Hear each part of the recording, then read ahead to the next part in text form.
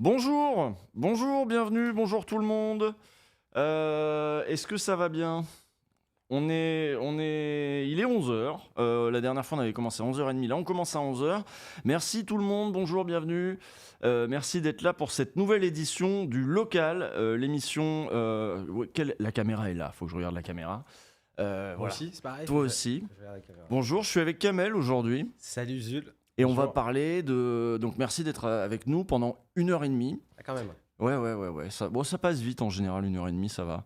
On peut faire plus long, même sur Twitch, en général, ça va. Donc ça veut dire 11h, nanana, midi et demi. Ah ouais, d'accord, ok. On va parler de pas mal de sujets différents qu'on a notés ensemble, on a préparé. On a bien travaillé. On va parler du secteur sur lequel toi tu es, puisque tu travailles à l'Union départementale de la Seine-Saint-Denis. Alors, je fais plus que travailler, mais on peut Oui. dire ça comme ça en résumé. Ouais, je suis le responsable de l'Union départementale.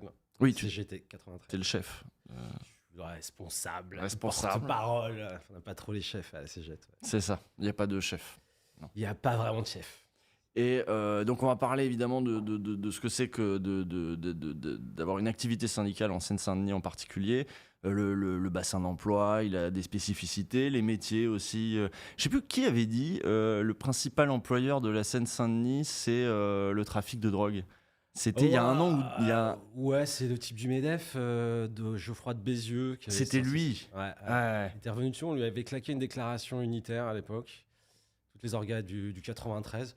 Ouais, c'était un peu lâché. De toute façon, je pense qu'il a jamais mis les pieds en Seine-Saint-Denis, quoi. Il parle avec ses préjugés. C'est bien évidemment faux. C'est pas la peine Oui, je me doute bien, oui. de le En plus, confirmer. j'étais dans un podcast, le 1000e tour, que je vous conseille. On avait cherché du coup quels étaient les principaux employeurs de Seine-Saint-Denis. Et non, en effet, c'était pas le trafic de drogue. De cannabis, je crois pas. Non. Les principaux employeurs, c'est service public, c'est beaucoup commerce, transport maintenant à Seine-Saint-Denis. Mm. Service d'aide à la personne, ce qu'on appelle les prolétaires du Caire. Mm. Ouais, c'était plutôt un territoire de production industrielle. Ça a changé. On s'en aperçoit toutes et tous. Et donc maintenant, c'est les nouveaux ouvriers, les nouveaux prolétaires de la logistique, du care, du commerce. Et puis on accueille aussi pas mal de sièges sociaux. Donc il y a aussi beaucoup de cadres. Hein. Il y a pas mal de sièges sociaux sur le fronton du périph'. À Montreuil notamment, les Lilas, Bagnolet, tout ça. Ah, Montreuil, c'est dans le 93 ? C'est dans le 93, ouais. Moi, je suis pas parisien, donc je viens là. Là, je suis donc dans le 93. Très bien. Exactement. Mais Je suis chez toi. Et le vrai 93, Montreuil, c'est pareil, c'est une ville populaire, ouvrière. Hein. Alors c'est vrai que ça a une espèce de caricature un peu sur la gentrification de Montreuil, mais non, quand tu te balades à Montreuil, ça reste bien 9-3. Ouais. Alors, on me dit un peu plus proche du micro dans le chat. Ah ! Donc on va parler de ça, on va parler, parce que du coup oui, quels sont les enjeux aussi de mener de l'action syndicale quand justement, comme tu viens de le dire, tu as des boulots un peu éclatés, les collectifs de travail sont moins gros qu'ils ne l'ont été avant. On va parler de ça, on va parler évidemment aussi du rôle dans l'époque actuelle du syndicat, de la CGT en particulier, dans ce contexte de montée de l'extrême droite et puis aussi d'attaques très très dures du gouvernement contre les droits sociaux de un petit peu tout un chacun. Bien résumé, ouais. Voilà, hein. Et on va parler aussi de la bourse du travail, du rôle des bourses du travail. Voilà, j'ai une copine, quand j'ai fait le tweet, elle a RT en disant c'est important les bourses du travail, je connaissais pas il y a encore un an ou deux. Génial. Ouais. Donc on va prendre du temps là-dessus. Ouais. Et donc voilà. Et puis évidemment, on va lire vos questions, dans le chat si vous en avez. La dernière fois, on avait fait un petit peu des infos pratiques. Sur comment adhérer, qu'est-ce qu'il faut faire pour monter une section dans sa boîte, etc. Si vous voulez, on pourra y revenir si vous avez des questions. Moi, je vous lis, je vous vois, il n'y a pas de souci. Voilà. Donc, merci d'être là, merci à toi. Merci Jules. Voilà. Et puis, on va commencer peut-être par ton parcours. Ah oui. Comment t'es arrivé à ce poste de responsable dans l'UD ? J'ai pas fait Game of Thrones, hein, c'est pas comme ça. De quel métier tu viens Moi, c'est un peu Mafalda qui m'a fait rentrer dans le syndicalisme. Hein. En fait, tout Donc, gamin. la BD. La BD, ouais. Non, c'est-à-dire que ça m'a conscientisé un petit peu aux questions du monde, aux injustices. Donc, Tu peux décrire Mafalda pour les gens qui connaissent pas, c'est argentin, je crois, non ? Ouais, putain, je suis si boomer que ça, ils connaissent pas. Je D'accord. suis pas sûr que les jeunes, Mafalda. Ils sont titeufs, hein, les jeunes. Ah oui, c'est vrai. Ils ont grandi avec le zizi sexuel et tout, Mafalda. Pas mal aussi, c'est autre chose. Notre éducation, Mafalda, c'était plutôt, encore une fois, une éducation à la géopolitique, à la politique, à l'engagement militant. Mafalda, en fait, c'est une gamine qui regarde le monde se Mm. défaire avec les guerres, les dictatures, et qui se pose des questions, de grandes questions. Mm. Et après, ça se décline dans sa vie au quotidien. Elle a un pote dont le père est petit commerçant, elle a un pote rêveur, elle a un bon, voilà. Et il y a des parallèles entre la vie d'un groupe de gamins et ce qui peut se passer dans le monde, et puis le métier de son papa. J'invite tout le monde à regarder Ouais, cette BD. c'est comme Calvin et Hobbes, mais en moins philo et plus social, quoi, et géopolitique, ouais. Ah ouais, Mais là, voilà, je ouais. sèche. Je sais pas qui c'est, Calvin et Hobbes. Mais non, avec Calvin et Hobbes, c'est plus le truc intello, c'est pour les gamins de prof. Eux, ils ont D'accord. lu Calvin et Hobbes, quoi. D'accord. Ouais, Bon, mais alors, moi, j'étais à Astérix, hein, donc je peux pas donner de leçons. j'ai fait aussi Astérix et les Schtroumpfs, mais voilà, c'est Donc, Mafalda. conscience sociale, Mafalda. Exactement. Du coup, délégué de classe en 6e, le type qui ose un peu ouvrir sa bouche. Et puis, enfin, voilà. Là, c'est pour la petite boutade, mais c'est pour te dire qu'en fait, j'ai toujours été un peu plus intéressé que la moyenne par les questions politiques. Et puis après, j'ai fait étudiant. Après, j'ai fait étudiant salarié. Hein, je bossais pendant que je faisais mes études. Après, j'ai fait un peu précaire. Jusque-là, t'as tout comme moi, hein. Ah, on a coché la même case, Tout d'accord. comme moi. Ben ouais, t'as ta carte à la CGT? Eh bah, il faudrait. Ah, voilà. Mais à chaque fois, je demande c'est quelle branche, faut que je sois quoi. Alors oui, t'es intermittent ou pas? Oui, non, t'es journaliste, pas exactement. Ouais, mais en stream, c'est compliqué. Bon, on va trouver, hein. On va trouver. Ça fait partie des débats qu'on a à la CGT. Bah hein. ouais. Comment Comment voilà. nous accueillir, nous, avec nos métiers bizarres. C'est ça, ouais. Métier moderne, bizarre, quand tu dis, Mm. ouais. Mais il y en a plein. Il n'y a pas que journaliste, et il y a plein maintenant de nouveaux métiers où il y a des questions qui se posent, en tout cas pour la CGT, pour pouvoir les organiser Mm. avec une structure adaptée. Et donc j'ai fait étudiant précaire, après j'ai fait salarié d'une collectivité territoriale, et après j'ai fait responsable syndical dans l'union départementale, et puis de fil en aiguille, tous les camarades, ils sont là à se poser des questions sur ce qu'on appelle la politique des cadres, c'est-à-dire comment on renouvelle un petit peu les responsables. Mm. Et puis on m'a proposé cette responsabilité, et puis voilà. Ouais, mais alors t'aurais pu partir aussi vu que t'étais intéressé par la politique et tout, parce que donc moi c'était pareil, hein, délégué de classe en 6e, Ouais. intéressé par la politique dès tout Ouais. petit. Je me rappelle Chirac, Jospin, j'avais déjà un avis en 95 si tu veux. Ah, c'est pas mal. Ouais. Mais t'aurais pu t'orienter aussi vers la politique tout court. T'es parti vers le syndicalisme. Alors, pour être complet, j'ai fait un petit peu militant politique pendant que j'étais à la fac. En fait. Pendant que j'étais à la fac, j'étais aussi militant politique. C'est par ce biais-là, en fait. C'est une galaxie avec quand même des ponts hein, entre l'univers politique et syndical. Dans le mouvement ouvrier, comme on appelle ça, c'est-à-dire que les organisations plutôt marxistes. Mm. Et c'est ça qui, de fil en aiguille, m'a fait rencontrer le syndicalisme. Pourquoi le syndicalisme plus que la politique? J'ai envie de dire c'est une histoire de rencontres. Et puis, c'est aussi peut-être un goût pour les choses un peu plus concrètes, quoi. C'est vrai que dans le syndicalisme, on est plus sur les réalités de terrain, on obtient des choses concrètes plus facilement. La politique, c'est important, c'est nécessaire, il faut en faire, hein, ça, je suis d'accord Plus avec ça. facilement, tu dis. C'est-à-dire, la politique, t'attends les élections d'après, entre deux élections, tu sais pas quoi faire, alors que syndicalisme, il y a toujours des batailles, il y a toujours des trucs à faire, c'est ça? On peut dire ça comme ça, ouais. C'est-à-dire qu'au quotidien, dans les entreprises, il y a toujours des sujets qui se posent, des problèmes à régler. Ouais, je trouve que c'est plus dynamique et il y a quelque chose de plus concret. On gagne sur les salaires, sur les conditions de travail, contre le harcèlement, contre des licenciements. La politique, ça reste encore... c'est pas que ça, mais il y a beaucoup de débats sur de grandes idées. Après, ça peut transformer les choses de façon fondamentale. Hein. Encore une fois, c'est très, très important. Mais ça me correspondait peut-être un peu moins. T'as Ouais. des souvenirs de ta première lutte concrète dans le monde du travail? Alors, moi, j'ai fait travers sans papier. Ouais. Lutte concrète, c'est quand j'arrive. Alors, si, j'ai fait des petites luttes, mais là, j'ai contribué dans la collectivité territoriale sur les problématiques pouvoir d'achat. Mais quand j'arrive à l'union départementale, la première grosse bataille, c'est une bataille de travailleurs sans papier. C'était à La Courneuve, où ils occupaient une boîte. C'était un margoulin, quand même, le gars. C'était quelle année? Waouh! Alors moi j'ai 49 ans, du coup j'ai passé un cap où ce qui est derrière s'efface petit à petit. Ouais, je devais avoir 35-36 piges, donc ça fait 14-15 ans. Mhm. Ouais. Et donc boîte du BTP, petite boîte familiale, qui avait une vingtaine, une trentaine de salariés, et la moitié des salariés, c'était des travailleurs sans papier. Et le jour où ils lèvent la tête, ils poussent la porte de la CGT pour essayer de gagner leur régularisation, bah, on les accompagne, on discute avec le patron qui ferme la porte tout de suite, qui dit je les connais pas. Enfin, donc ça a été assez âpre, hein, parce qu'on a occupé l'entreprise pendant un paquet de semaines, hein, 4-5 semaines. Et c'est là aussi où j'ai découvert ce que peut être le réseau de la solidarité CGT, parce qu'ils occupent, ils sont hyper précaires, hein, les travailleurs sans papier. Hein, ils gagnaient des 700, 800, 900, 1000 euros par mois à l'époque. Mais ils sont déclarés quand même.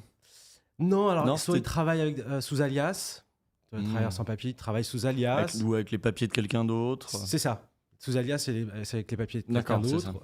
Des fois, c'est du travail dissimulé, hein, pur et dur. Hein. Et les patrons, les 3/4 du temps, voire même 99%, ils sont au courant de la situation. Et là, on est tombé sur quelqu'un d'hyper dur, quoi. Limite raciste. C'était pas génial, l'ambiance avec lui. Et donc, ça a été une lutte dure, mais je te le disais, où on a pu organiser quelque chose de très solidaire. C'est-à-dire que, pour le dire vite, on avait les Robins des Bois qui nous ont coupé l'électricité de la boîte, là, pour essayer de lui mettre la pression. Les camarades qui ont fait travailler les réseaux pour les choses du quotidien, la bouffe et tout. Donc ça, c'est l'utilité de l'UD, ça aussi. Exactement. Donc là, l'UD, c'est l'Union départementale. Donc vous connaissez maintenant, on l'a déjà vu dans les épisodes précédents auxquels on vous renvoie, les épisodes du local. Les autres émissions, on a vu qu'il y a l'union locale qui est à l'échelle de la ville, interprofessionnelle. Il y a l'union par branche, il y a l'union départementale, où là, du coup, vous avez tous les métiers qui sont représentés.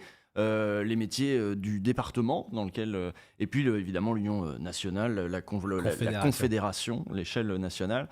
Et donc à l'union départementale, du coup, vous pouvez faire jouer pour une lutte en particulier la solidarité avec d'autres métiers. C'est ça que tu dis quand tu dis qu'il y en a qui ont coupé le courant. Exactement. Voilà, c'est ça. Ils n'ont pas coupé le courant, ils ont mis en sobriété énergétique. Oui. Ça se disait peut-être pas encore à l'époque, si. Je crois pas, mais c'est comme ça qu'on dit. Maintenant, c'est comme ça qu'on dit. On est écolo et on fait attention à la consommation d'énergie de certains patrons plus ou moins voyous. Mais on avait fait une émission de Rhinocéros, une émission de critique média sur Blast, où on avait regardé une grande soirée sur l'immigration sur France 2, qui était absolument honteuse, hein, évidemment. Et à un moment, ils interviewent un travailleur sans papier. Je me souviens, Ibrahima, et ils lui disent alors vous travaillez dur, c'était pour montrer le bon volet de l'immigration. Regardez cette main d'œuvre là, on nous le montre. Vous vous levez à 6h, vous rentrez à 23h, c'est génial. Et puis lui, il raconte un peu son témoignage et il dit j'ai commencé le parcours de régularisation grâce à la CGT, la CGT qui m'a et là il est coupé en mode non mais raconte-nous comment tu te lèves tôt, machin. Il n'a pas pu en placer une sur la CGT, mais je trouvais ça assez marrant de voir que il pouvait pas vraiment le dire, il a réussi à le dire, j'ai trouvé ça assez fort, mais ça n'intéressait absolument pas le plateau. Et deux, on n'y pense pas nécessairement, mais la CGT a souvent ce rôle-là, comme la lutte que tu viens de raconter, d'aider les travailleurs, quels qu'ils soient, y compris à accéder à la régularisation. Bien sûr. On accompagne les travailleurs, on accompagne les luttes, hein. Tu fais jamais à la place d'eux, hein. C'est les travailleurs, notamment là, c'est les travailleurs sans papier, c'est eux qui sont au charbon, qui perdent du salaire, qui se mettent en grève, qui occupent leur entreprise. Mais là, nous, on est là pour accompagner, pour faire du lobbying, parce que dans cette lutte-là, on a fait aussi du lobbying vis-à-vis du personnel politique local, hein, pour qu'eux aussi, ils appuient, ils aillent taper à la porte du préfet, qu'ils adressent des courriers divers et variés au ministère, tout ça. Et ça répondait plutôt pas mal. C'est vrai que dans 93, on avait quand même un réseau d'élus de gauche qui sont plutôt soucieux de ce type d'histoire. Donc ça, plus ça, fait que tu renforces ce qu'on appelle le rapport de force, quoi. D'abord les travailleurs, c'est eux qui sont acteurs de leur bataille, et nous on accompagne sur les questions de solidarité, sur les questions entre guillemets politiques, syndicales, on fait jouer le réseau, et souvent ça marche, quoi. On arrive à gagner des trucs. Là pour le coup, là on avait gagné la régularisation grâce, et là je peux le dire, hein, parce que maintenant c'est vieux, le patron a pas lâché du tout. Et c'est le préfet, suite à diverses interpellations, qui a accordé un titre de séjour provisoire pour qu'ils puissent trouver un autre employeur. Chose qu'ils ont fait, ils ont tous trouvé d'autres employeurs. Et puis voilà, maintenant, ils font leur vie comme plein de gens dans le pays, quoi. Là, on en fait des fois un truc... c'est compliqué, horrible, je ne sais quoi, alors qu'une fois qu'ils ont leur régule, ils bossent comme des millions bossent et ça se passe très bien, quoi. Ouais, sur le projet de loi immigration, t'as suivi un petit peu là? Je vais un petit peu, ouais. Mm. C'est pas génial, ouais. Tout n'était pas génial. Le projet initial est pas génial. Peut-être qu'il risque de ressortir et pas top. Bon, on va Parce voir. qu'ils disent qu'il y a un volet intégration, mais parce qu'ils disent qu'il y avait aussi non seulement un volet intégration, parce que il y avait une question de régularisation, il était question de régularisation à un moment en tout cas, Mhm. et puis que voilà, l'idée c'est que, mais en vrai il y avait l'idée de repousser aussi quand même le temps de, enfin ça compliquait. Il y avait plein de choses négatives. Il y avait 2, 3 points d'appui qui pouvaient être intéressants. C'est qu'on sortait là du bon vouloir du patron pour obtenir la régularisation. Parce que là, pour l'instant, ce qui existe, il faut que le patron donne un document qui est un peu le Graal pour engager la procédure de régularisation. Ils peuvent faire du chantage à ça du coup. Et, du chantage ou pas le faire ou dire je connais pas ce monsieur ou cette dame. Donc, bon, voilà. Il y a nécessité de mettre de la pression. Là, dans cette loi, il y avait quand même cette ouverture-là. Il y avait 2, 3 choses qui, quand même, ouvraient des brèches que nous, on aurait utilisées à fond. Bon, on va voir ce qu'il en ressort maintenant. Bah, de toute façon, à la CGT, nous, on est, on va pas se le cacher, dans un discours assez critique vis-à-vis de ce que peut sortir ce gouvernement. Mais il y a des fois des brèches et dès qu'elles existent, on appuie, on rentre dedans. Donc là, voilà, de façon un peu paradoxale, dans ce qu'avait pondu Darmanin, il y avait un petit truc qui pouvait nous permettre de régulariser un certain nombre de salariés. Mais ce n'était pas du tout à la hauteur de ce qui est nécessaire. Et puis, on avait encore ces histoires de métiers en tension qui ne correspondent pas à grand-chose. Pour te dire, il y avait dans la restauration, c'était pas métier en tension. Bah oui, parce que dans la restauration, il y a plein de travailleurs sans papier. Donc, c'est pour ça qu'il n'avait pas qualifié de métier en tension. Enfin, voilà. Des choses et d'autres qui étaient achetées. Mais de toute façon, quoi qu'il se passe, on continuera à mener ce type de bataille. Hein.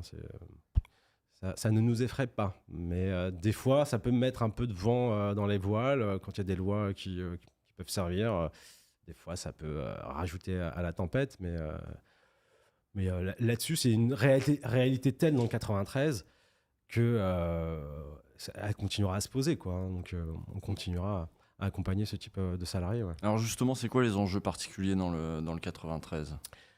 Alors, je le disais, on est un territoire en mutation qui était une terre de production industrielle.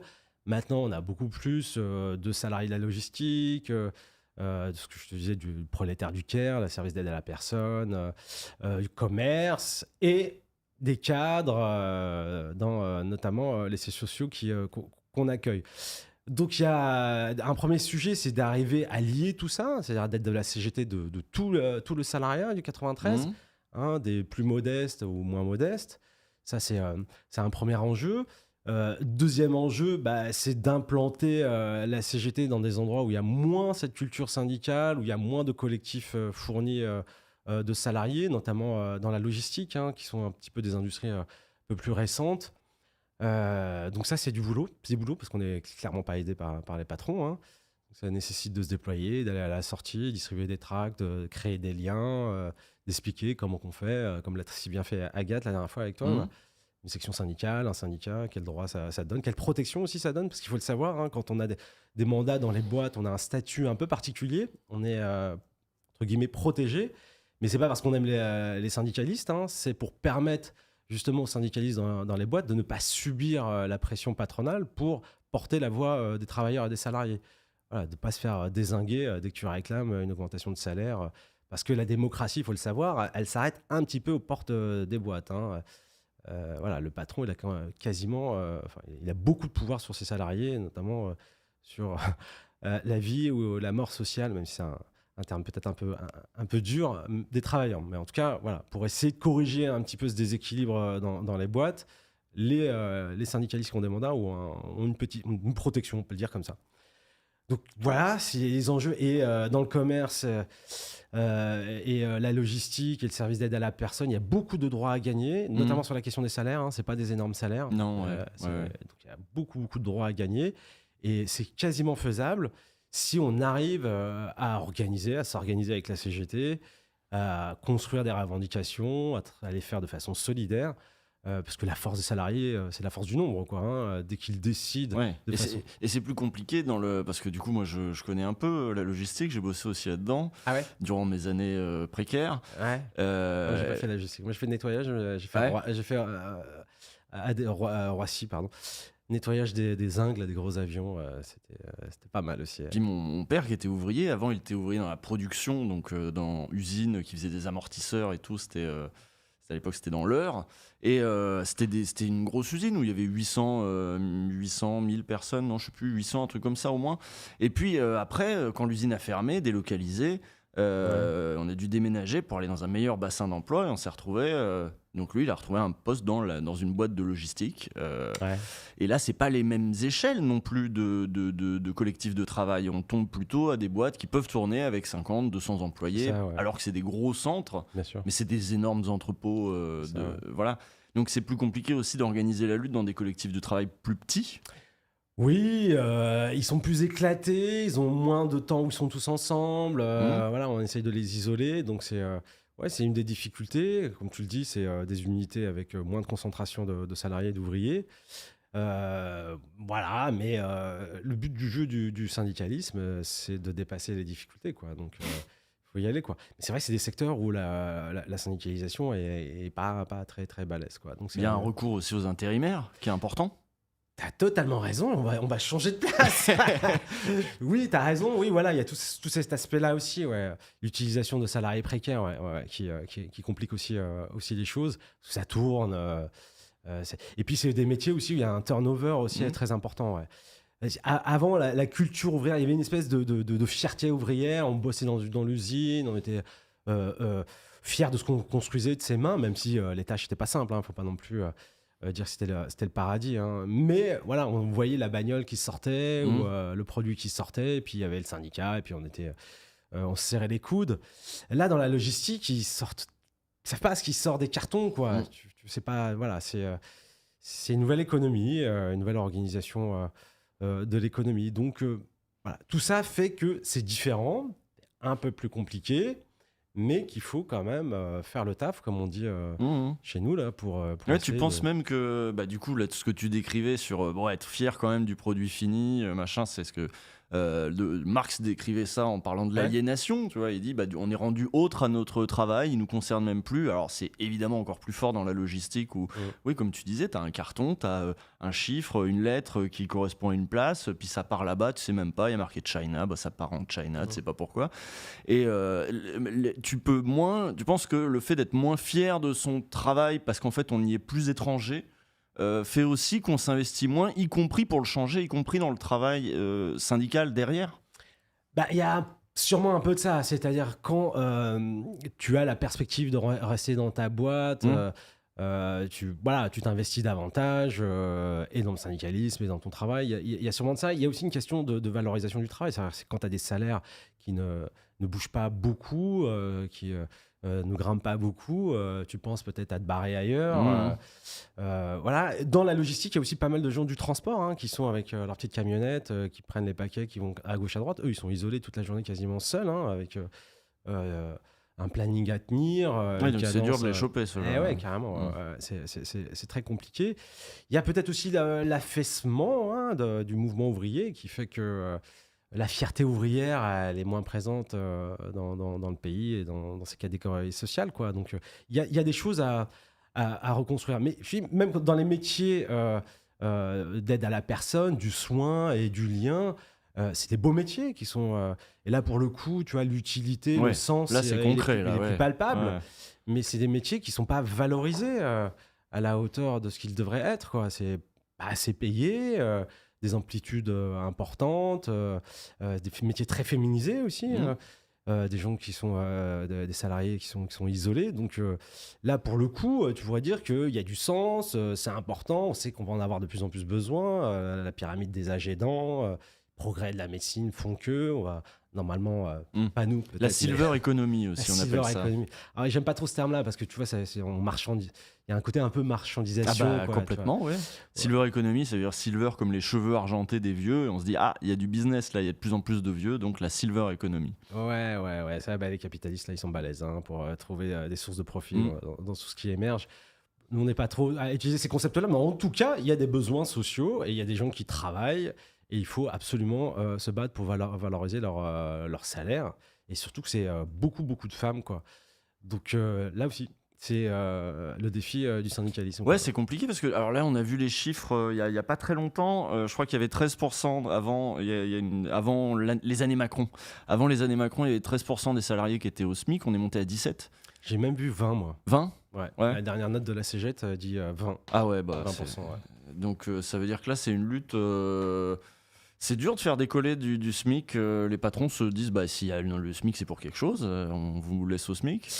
On nous a jamais rien mis tout cuit dans la bouche. Ouais. Hein. Ça, c'est un truc. Mais c'est pour toi, c'est un résultat aussi de cet affaiblissement aussi du monde du travail. Affaiblissement du monde. Je veux pas dire qu'on est responsable, nous, les syndicalistes, d'espèces d'austérité salariale qui dure depuis un paquet de temps, mais... Non, il y a plein d'autres facteurs. Le fait qu'il y ait des allègements de charges sur les bas salaires, il y a des trappes à bas salaires, Exactement. etc. Bien sûr.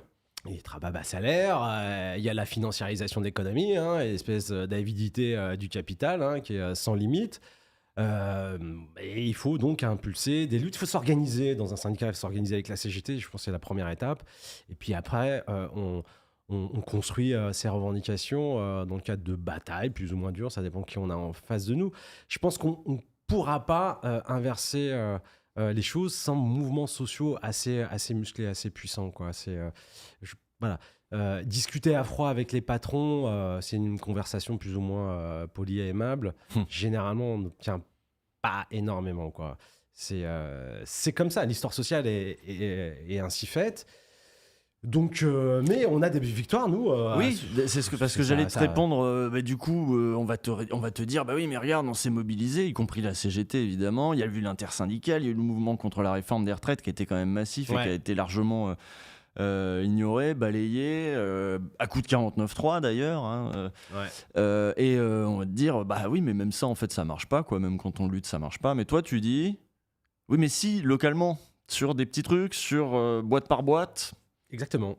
Et c'est comme ça qu'on donne du souffle. C'est un peu la difficulté. Alors voilà, on va essayer de faire la stratégie des petits ruisseaux pour alimenter le grand fleuve. Mais oui, au quotidien, localement, partout à travers le pays, bien sûr, on gagne sur du salaire, sur les conditions de travail. Encore une fois, je dis sur le manager qui harcèle. On corrige des plans sociaux, voire on arrive à apporter des projets alternatifs qui parfois sont pris en compte.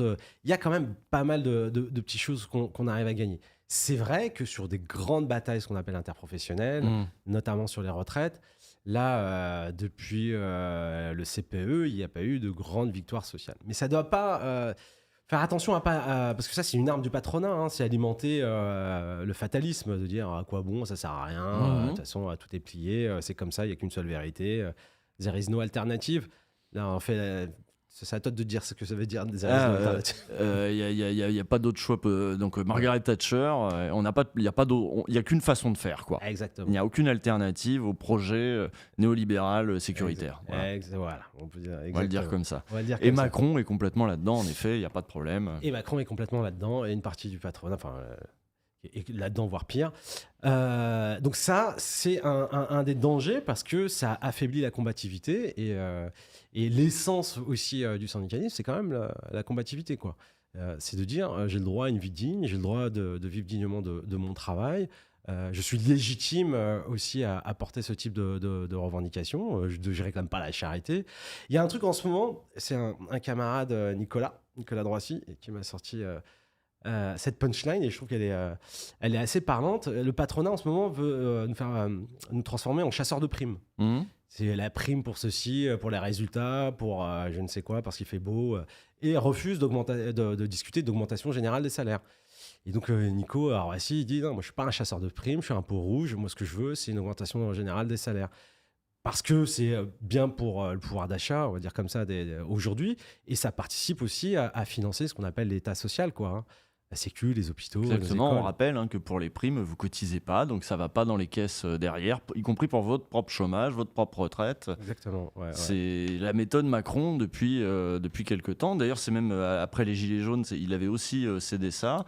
Il y a une prime, d'ailleurs, maintenant, ça s'appelle la prime Macron. que vous devriez avoir peut-être en fin d'année, mais c'est au bon vouloir du patron. C'est ça aussi, ouais, exactement. C'est ça, hein. Ouais. C'est-à-dire que c'est lui, s'il veut vous verser une prime, il a rien à payer dessus. Donc c'est C'est ça. de l'agent à agent, quoi. C'est ça. Mais par contre, bah oui, mais ça compte pas pour votre retraite. Et ça finance pas la sécu, Voilà. Ce qu'on appelle les politiques de solidarité. Donc c'est un vrai piège. Chose que dit aussi l'extrême droite. Oui. Paye-toi ton augmentation de salaire en retirant des cotisations sociales. C'est-à-dire c'est les travailleurs eux-mêmes qui se payent leur augmentation, si on va au bout de cette logique. Tout ça n'est pas bon. Puis on va le payer après, d'ailleurs, on va le payer après en assurance, on va le payer Exactement. après autrement. Tout ce qui n'est pas mutualisé, vous allez quand même avoir besoin de ces services. Les services de santé, les services y compris de retraite, voilà. Exactement. Tout ce c'était un des enjeux de la réforme des retraites aussi. C'était affaiblir le modèle de retraite, permet aussi d'ouvrir la voie La capitalisation, ouais. à des compléments après dont on va avoir besoin de fait.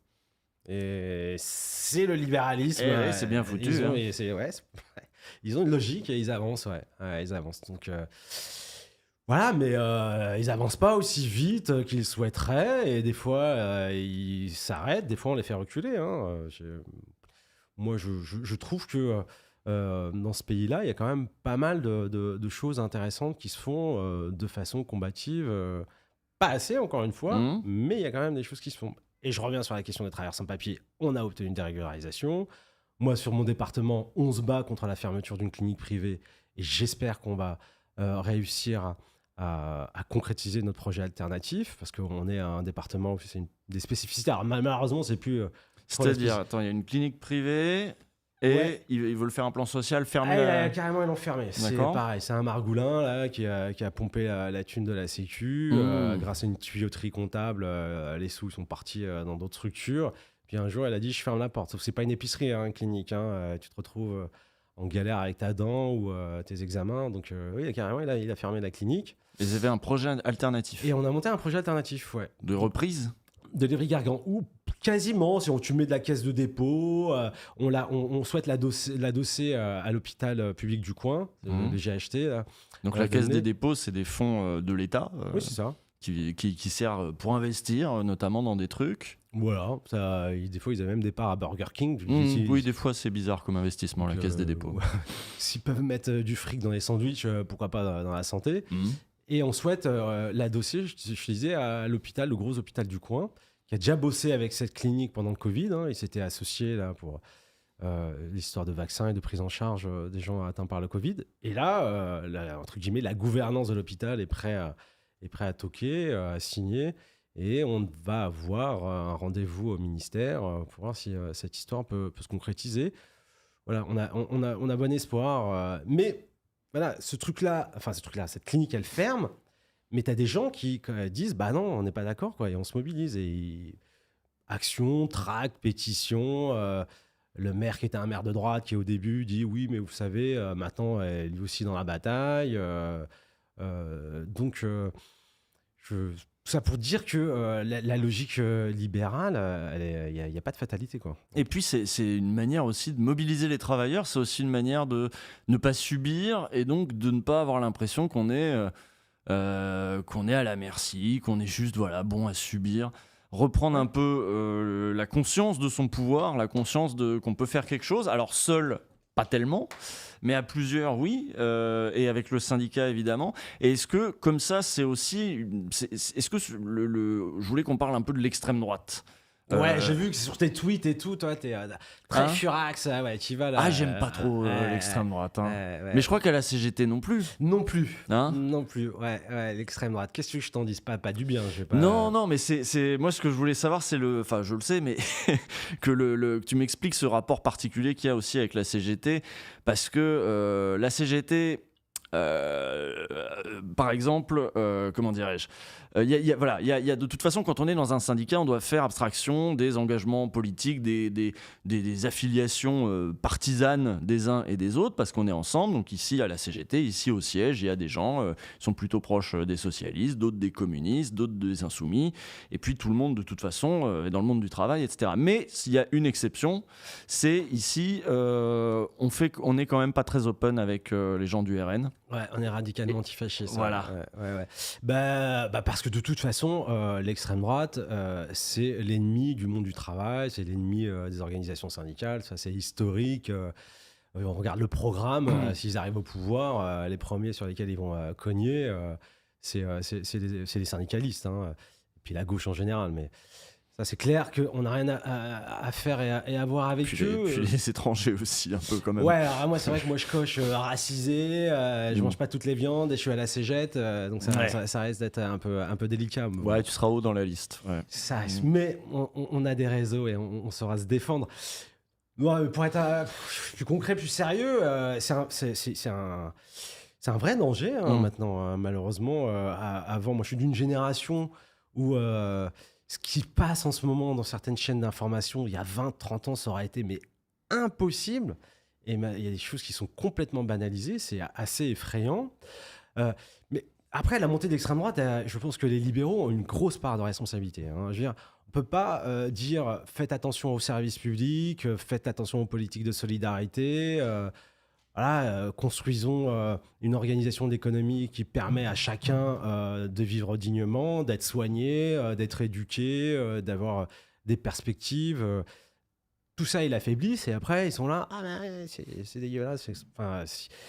Et malheureusement, on sait aussi qu'il y a une partie des capitalistes, on va utiliser un grand mot, qui s'appuie aussi sur l'extrême droite pour détourner l'attention. Hein. C'est toujours plus facile pour eux de dire ton ennemi c'est l'étranger que plutôt ton ennemi c'est le capital qui est cupide et qui te rend pas ce qu'il devrait te rendre. Voilà, je dirais la tension capital-travail, ils la mettent sous le tapis. Les politiques qui ont quand même...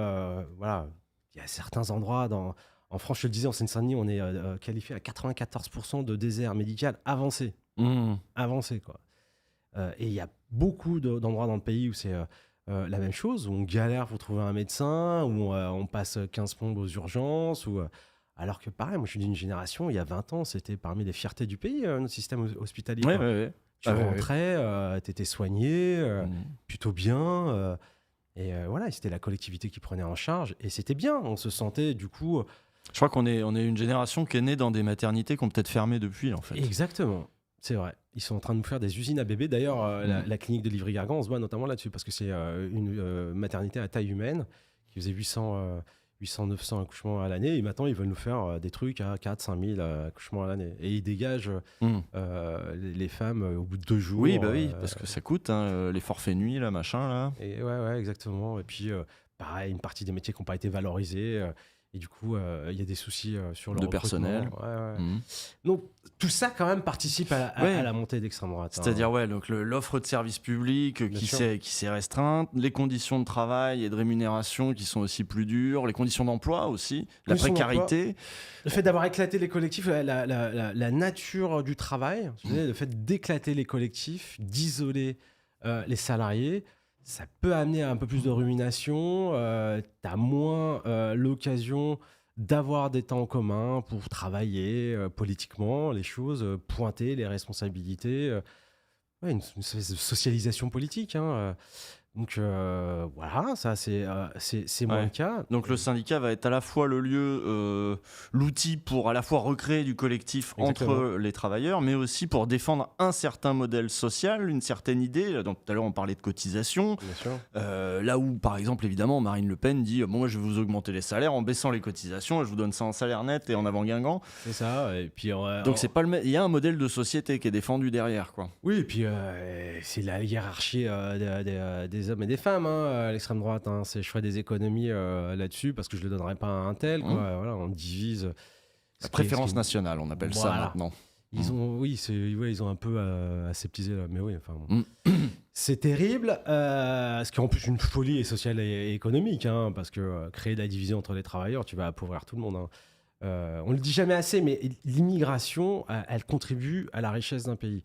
Elle contribue de différentes manières. C'est des travailleurs qui produisent des richesses, qui payent des cotisations, mais aussi dans l'échelle sociale, quand il y a des immigrés qui arrivent sur certains métiers, les autochtones, entre guillemets, grimpent dans l'échelle sociale. Ça s'est vu partout, c'est tout le temps le cas. Ils fondent des entreprises aussi.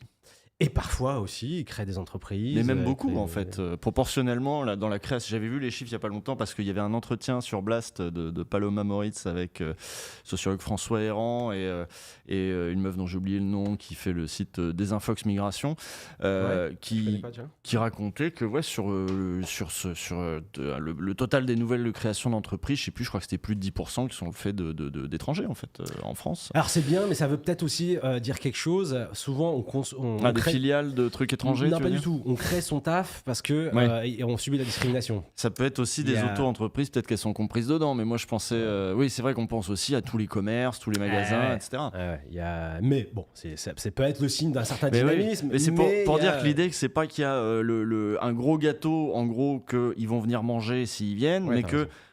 sur ce gros gâteau, ils vont venir d'arriver, ils vont peut-être aussi le faire grossir Bien sûr. pour le reste, quoi. Il le Mais faut c'était aussi. un peu l'idée de l'esprit du volet intégration du truc de Darmanin. Ouais. C'était un peu l'esprit de dire, bon, évidemment que dans la machine économique, d'ailleurs, il y a même des patrons qui disent, bah si, je suis désolé, on a besoin de main-d'œuvre, en fait.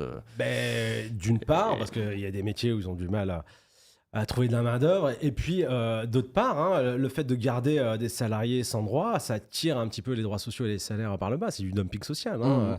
Certains patrons en profitent. Hein. Ceux qui ne souhaitent pas la régularisation parmi les forces de droite, ils savent très bien que ça profite à une partie de leur clientèle électorale. Hein. Et d'extrême droite, on pense à Grégoire de Fournas, député RN, celui qui avait dit qu'il rentre en Afrique, qui a une belle exploitation viticole dans laquelle il y avait Oui, des t'as sans-papiers. Oui, c'est vrai. Voilà. Ouais, c'est vrai. Donc l'hypocrisie aussi Ouais. de ces gens-là. Et alors, pour revenir, t'as raison sur ouais. l'extrême droite. L'extrême droite, là, les fachos, là. Les fachos, nous, on a aussi des formations à la Cégette contre les idées d'extrême droite, parce qu'il faut faire aussi attention à la porosité de certaines idées qui peuvent, dans certains collectifs. Ouais, qu'est-ce qu'on fait? Ouais, c'est vrai, il y a quelqu'un qui veut se syndiquer, et puis bon, bah voilà, il sort un peu des trucs limites. Comment on fait? Tu fais de la pédagogie, tu pars de sa parole pour déconstruire. Il y a des formations. Pas de responsabilité syndicale quand on est limite comme ça. Ouais. Mais moi, je sais pas, on n'exclut pas de la CGT pour un propos un peu hors des clous, quoi. Voilà. Et l'idéal. On peut pas se faire cancel? Non, c'est pas quand. Ça dépend jusqu'à une certaine limite. Hein. En tout cas, on peut pas porter la voix des travailleurs. C'est sûr qu'on peut pas avoir de mandat. Ça, c'est clair. Par contre, si on est intégré à un collectif de travailleurs avec des adhérents, tout ça, bon, voilà, grâce à l'expérience, à de la formation, à de la pédagogie, on essaye de faire bouger des choses dans les consciences. Parce que c'est à un tel niveau là qu'il faut pas croire que nous on est maison magique. Il y en a pas dans les boîtes. Tu vois, quand ça vote à plus de 10 millions, c'est 10 millions 5, je crois qu'elle a fait comme voix la dernière fois, Le Pen. Au second tour? Ouais. Ah, je sais plus, mais oui, c'est beaucoup. Ouais, c'est beaucoup. Trop, déjà. C'est énorme. Donc là, il faut que tout le monde ait conscience que c'est le voisin, c'est peut-être le collègue, et que ça peut pas être juste bout, dégage, quoi. Non, il faut essayer. Et ça peut être aussi une personne qui est en colère contre Macron, pour lequel ça devient un bulletin de colère. Bien sûr. Et peut-être une personne, du coup, qui n'a pas croisé le chemin d'un syndicaliste dans sa vie et qui se dit pas qu'il y a d'autres manières de mener la lutte aussi. Bien sûr. Je pense vous en récupérez aussi des comme ça, logiquement, j'imagine. Statistiquement, c'est obligé. C'est obligé. Mais c'est devenu, encore une fois, quelque chose d'assez massif, qu'il y a pluralité, je pense, de vote d'extrême droite. T'as le facho-idéologue, et lui, c'est limite, il ne faut pas lui rentrer dans la gueule avant de lui causer, ou si on cause. Et puis, tu as une partie... vote de colère. De colère, il y a un désœuvrement, il y a peut-être une perte de repères, une méconnaissance. Une haine de Macron aussi. Voilà, on se dit une espèce de nihilisme. Il disait, moi, ma vie, elle est merdique, allez, vas-y, nique tout. Que tout le monde on n'a jamais prenne. essayé. Le truc qu'on n'a jamais essayé, alors qu'on a quand même essayé. Hein. Oui. Pétain, on a quand même un peu essayé, quoi, malheureusement. Donc voilà, Jules, c'est pas simple, mais nous, on s'y emploie, quoi. Et puis, je pense que l'un des meilleurs antidotes contre l'extrême droite, c'est les victoires sociales. C'est les victoires sociales. C'est déjà des expériences de lutte collective, de solidarité entre travailleurs divers et variés, travailleurs et travailleuses. Quand ils ont une expérience comme ça de combat social où on travaille la solidarité et au bout du bout, on gagne quelque chose, pour moi, c'est le meilleur antidote contre l'extrême droite. Et si on arrive à de grandes réformes de progrès, comme on dit, c'est aussi... une lutte contre l'extrême droite. Voilà. On le fait en fait par tous les ports, quoi, de batailler contre l'extrême droite. Mais bon, c'est vrai que là, ça soit le racisme, l'antisémitisme, l'islamophobie, il y a peut-être aussi des choses un peu plus spécifiques sur lesquelles il faut faire de l'éducation populaire. Et ça lié à d'autres. Et d'ailleurs, je te le dis, en Seine-Saint-Denis, là, parce que je représente la CGT, mais toutes les organisations syndicales de la Seine-Saint-Denis sont unies à chaque fois dès que se pose ce type d'histoire. On a fait une déclaration contre de Bézieux quand il nous a insultés. On s'est rassemblés contre les types de génération identitaire qui étaient venus sur le toit de la Sécu là, à Bobigny pour balancer une banderole dégueulasse.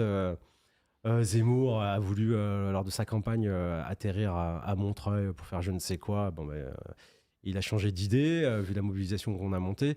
Et là-dessus, c'est assez facile de s'entendre avec tout le monde, quoi. Donc c'est plutôt pas mal. Oui, c'est une bonne base, l'antifascisme aussi. Ouais, je trouve. Ouais, c'est vrai, ça rassemble. Ouais. Et tu parlais de s'organiser et de batailles concrètes aussi. Et je voudrais qu'on revienne du coup sur ce qui s'est passé à Aubervilliers, sur la maison, sur la bourse du travail d'Aubervilliers. Tu as été en lutte là-dessus. D'ailleurs, tu me diras après où ça en est maintenant, mais... moi j'ai écouté, du coup tu m'as envoyé une émission, c'était quoi? C'était Actualité des luttes. Oui, c'est ça, Actualité des luttes. Ouais, tu m'as envoyé une émission sur une radio. Autonome. Ouais, je sais pas trop, associatif. Je crois que c'est pluriel, je sais pas quoi. Merde, je sais plus. Fréquence pareil pluriel. Ouais, voilà, il y a un truc comme ça. Mais bref, il y avait une longue émission qui racontait un petit peu ce que vous avez fait devant la mairie d'Aubervilliers. Parce que la maire d'Aubervilliers, maire LR, c'est ça? UDI, bon, maire de droite, quoi. La maire d'Aubervilliers a décidé de fermer, pas de fermer la bourse du travail, mais de la donner plutôt aux associations, alors que c'était les syndicats qui la géraient jusque-là. Alors, on va prendre les choses dans l'ordre. Il y a plein de gens qui ne savent pas nécessairement ce qu'est une bourse du travail. Ouais. Est-ce qu'on peut revenir là-dessus? C'est une vieille conquête, les bourses du travail. C'est une vieille construction du mouvement ouvrier. Exactement. Celle d'Aubervilliers datée du début du XXe siècle, tout 1907, début. Elle n'a pas toujours été là physiquement dans le lieu actuel, mais depuis 1907, il y a une bourse du travail à Aubervilliers. C'est à la genèse du syndicalisme, les bourses du travail. Alors, pour le dire vite, c'est des maisons d'organisation des salariés où on vient s'informer sur ses droits, lors de l'élection professionnelle, quand on a un problème avec son patron, quand il y a peut-être un courrier à rédiger, quand on veut monter son syndicat.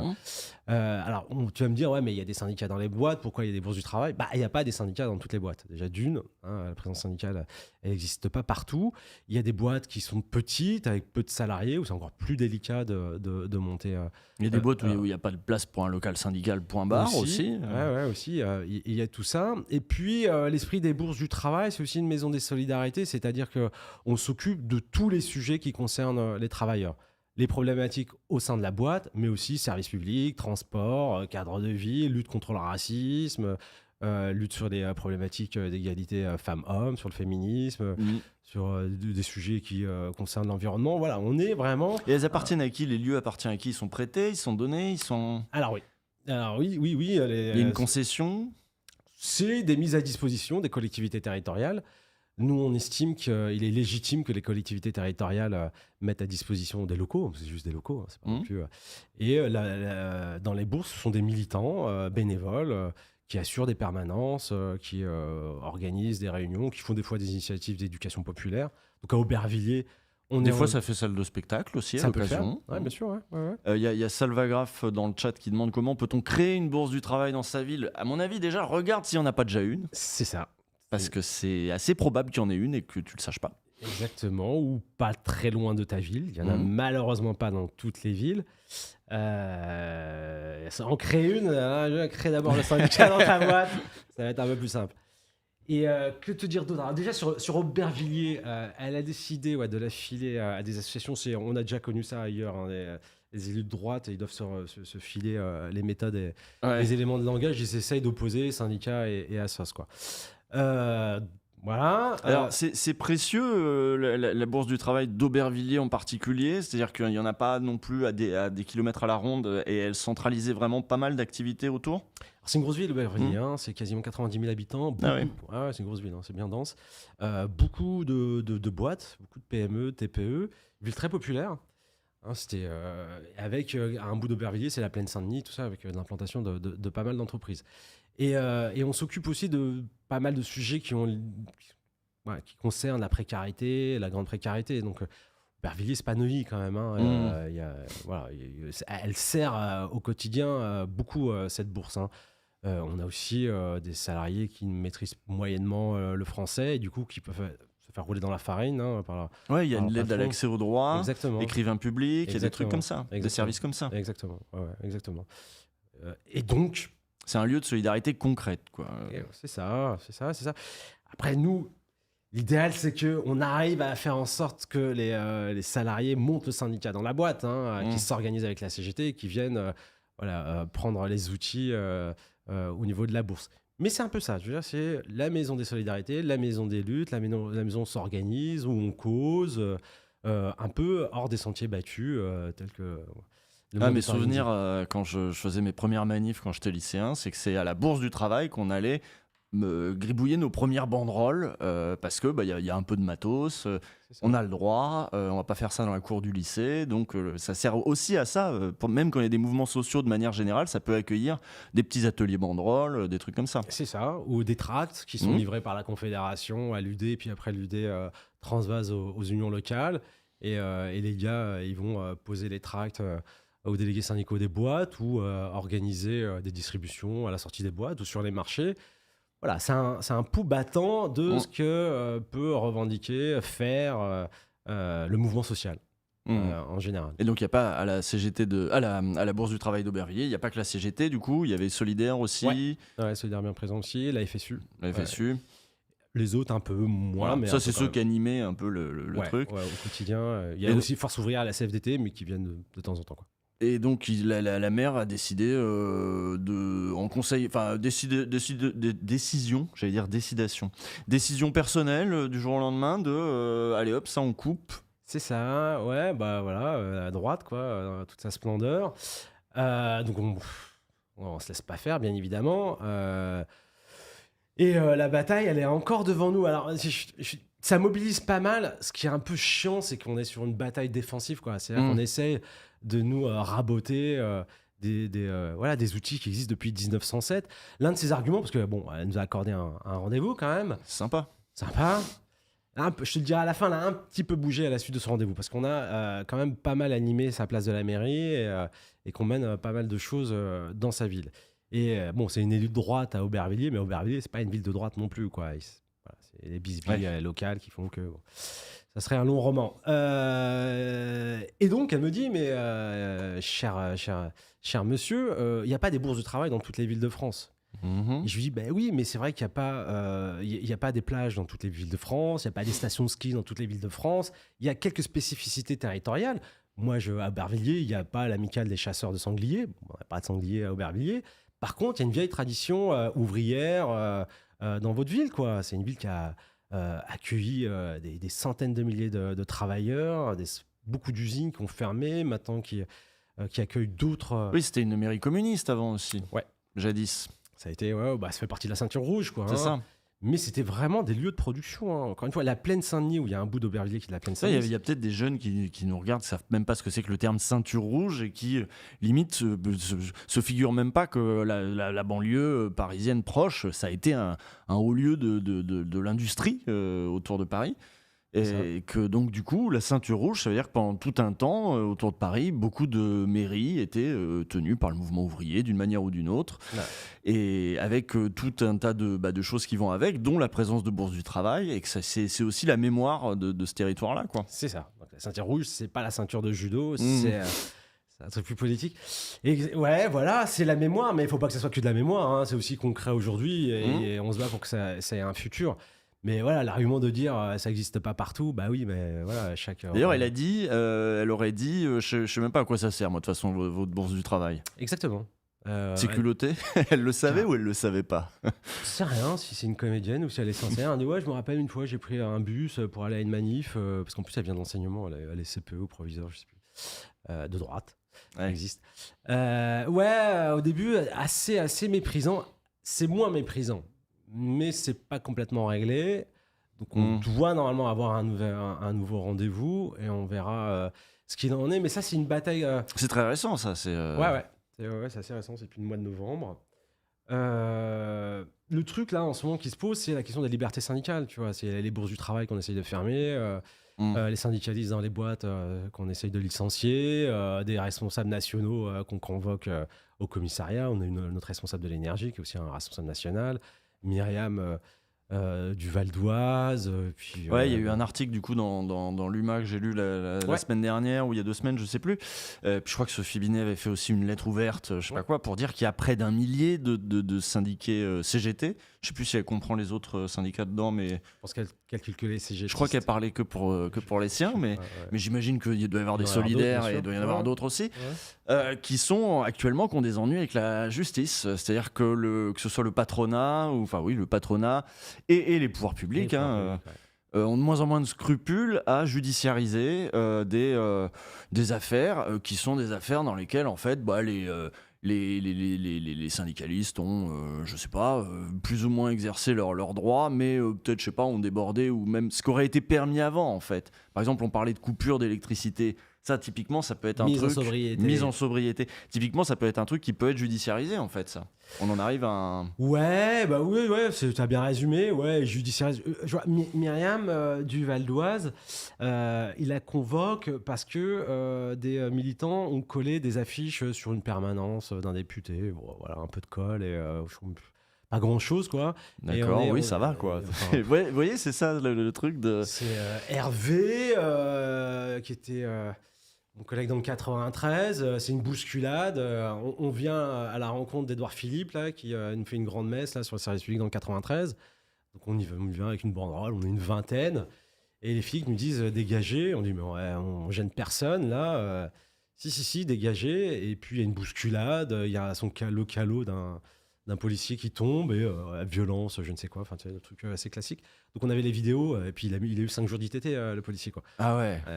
Ils sont un peu fragiles parfois. Pourtant, il n'y a même pas de chemise arrachée et tout. On a vu pire, quoi, en fait. Oui. Ouais. Non, on est un peu dans ce jus-là, hein. Je pense que le climat, l'atmosphère un peu extrême droite, la volonté aussi patronale de faire taire tout ce qui est syndicalisme combatif fait que... alors, il faut savoir que généralement... en fait, les seuls qui ont le droit d'être un peu en dehors des clous, c'est les élus et les flics. Hein. Ouais, et les patrons. Les patrons, souvent, ils sont là. Et il y a certains endroits où, avant, sur les questions de sécurité au travail, tout ça... Et les patrons aussi font plus appel aux flics qu'avant. Ouais, je sais pas si c'est plus... Moi, je sais pas si c'est plus qu'avant, mais en tout cas, c'est vrai qu'en ce moment, il y a une belle recrudescence une offensive de criminalisation de l'action syndicale. Voilà. Quand même dire qu'au bout du bout, généralement, on arrive à être lavé, même si des fois il y a des petites inscriptions au casier judiciaire, mais les 3/4 du temps... La justice, ouais. On se défend bien. Non, je dis ça parce qu'il ne faut pas non plus que tu te dis, si jamais tu prends ta carte à la cégette, c'est dangereux. C'est pas dangereux, ouais. C'est pas Join the Army. Enfin, tu vois, c'est quand même... on utilise des outils démocratiques. La meilleure arme, c'est de rassembler un maximum de travailleurs. En plus, nous, on souhaite à la CGT travailler l'unité des travailleurs, le rassemblement, l'unité syndicale, on est vraiment un syndicalisme à vocation majoritaire, quoi. Il ne s'agit pas de faire des trucs de desperado dans son coin pour être sur la photo, la mettre sur les réseaux aujourd'hui. Enfin, je caricature un peu, quoi. Mais nous, l'idée, c'est vraiment d'être efficace, de gagner, quoi. On n'est pas là juste pour témoigner. Donc, on fait quand même assez gaffe. On a des bons conseils. Encore une fois, le truc, c'est de faire gagner les revendications. Non, au bout du bout, c'est pas grand-chose, sauf qu'ils nous polluent au quotidien, quoi. Quand tu fais ça, tu fais pas autre chose. Voilà, on a des camarades, Nico Droissy là, et d'autres, sont obligés de perdre du temps dans ce type de procédure. Et malheureusement, c'est du temps en moins pour s'occuper de ce qu'on doit s'occuper avant tout. C'est le lien avec les salariés, les organiser et travailler avec eux pour faire monter les revendications, quoi. Et notamment sur la question des salaires. C'est vachement important en ce moment. Donc plus ils nous mettent des procédures sur le dos, plus ils essayent d'affaiblir notre capacité à impulser des luttes, quoi. C'est ça la stratégie, quoi. Essayer de nous faire taire, de nous amuser. Mais c'est un vrai problème. C'est un vrai problème, ça. Et les bourses du travail, c'est encore autre chose. Il y a de moins en moins de lieux où on peut se réunir, causer. Tu vois, il y a quelqu'un dans le chat qui disait que celle de la Bourse du Travail de Bordeaux a été menacée par des infiltrations de flotte et qu'apparemment la mairie faisait jouer le temps. Quand ce sera insalubre, elle dira écoutez, il va falloir dégager, c'est insalubre. Et bon. Ça, je la connaissais pas, tu vois, celle de Non, Bruno, moi non plus. Mais après, ça, alors ça, c'est pas vérifié, hein, c'est pas fact-checké, c'est pas check news, c'est le chat. Voilà. Non, mais on fait confiance. C'est pas, malheureusement, c'est pas rare que dès qu'il y a un besoin de rénovation, ça traîne des pieds. Mais, mais les bourses, encore une fois, ça participe à la contre-culture, quoi. Mm. Tu vois, qu'on soit pas tous derrière nos télés, machin, qu'on puisse se réunir, débattre, s'engueuler, se mettre d'accord, et puis se mettre d'autres idées dans les têtes, quoi. C'est un vrai enjeu. Mm. Parce que, Bah, comme cette chaîne Twitch à laquelle j'espère que vous êtes abonnés, hein, parce que c'est aussi cette idée d'avoir des espaces propres au monde du travail. je vais le faire tout de suite. Ah, même toi, t'es pas d'accord. On m'a dit, ouais, il y a un type qui s'appelle Usul, il a une super émission sur Twitch, faut venir. Non, je plaisante à peine, mais moi, je connaissais pas trop Twitch avant, en fait. Donc là, ouais, bah oui, c'est les jeunes, t'avais dit, ouais. Ouais. Donc c'est merde, j'ai plus l'adresse là. CGT. Merde. Ah, j'ai plus le truc sous les yeux. Bon, tant pis. C'est quoi le nom de la chaîne? Dites-moi. C'est l'intitulé exact. Dis-moi CGT Modération. Je suis sûr que toi tu sais. C'est la _ CGT, tout simplement, sur Twitch. Voilà, c'est ça. Twitch.tv/la _ CGT.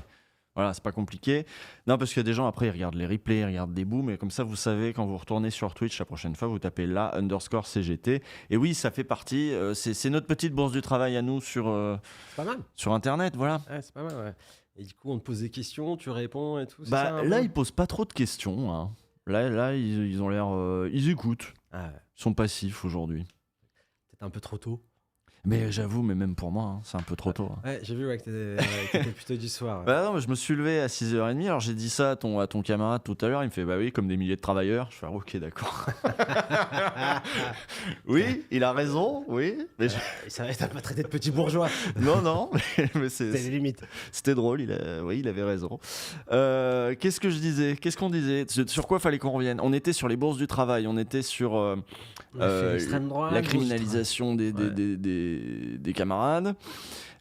Tu disais qu'en général, ils s'en sortaient bien face à la justice et que la justice emboîtait pas systématiquement le pas. Elle fait chier quand même, quoi, hein, parce qu'en face, ils ont aussi des avocats et des moyens pour faire durer les procédures. Mais quand on est syndiqué, de toute façon, on a aussi les avocats de la CGT. Non, bien sûr, ouais. Ici, on sait se défendre, encore une fois. Voilà, mais ça prend du temps.